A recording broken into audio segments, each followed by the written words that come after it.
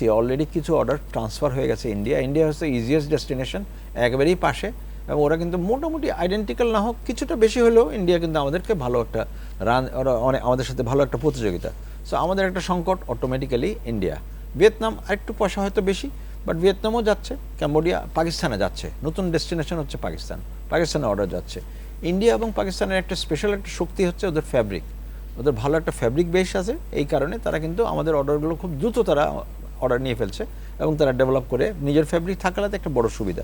So এই জায়গাটায় ইন্ডিয়ানরা এবং পাকিস্তানিরা, ভিয়েতনাম, ক্যাম্বোডিয়া এরা কিন্তু সুন্দর একটা বিকল্প, কিন্তু এটা আমাদের জন্য not a good news at all. তো আমাদের বাইরেরা নিবিড়ভাবে পরিস্থিতি পর্যবেক্ষণ করছেন, বাট রানিং অর্ডার তারাও সরাইতে চায় না। কেউ তো অনেক বছর ধরে চলছে, তারা তো নেবে না।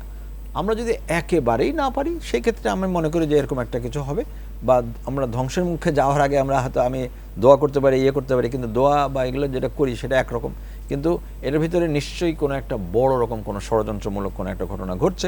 সেটা যদি আমরা ইমিডিয়েটলি না ধরি, আমি জানি না আমি কি হচ্ছে, গাজী টায়ার পোড়ায় দিল, এটা তো আমাদের দেশের সম্পদ।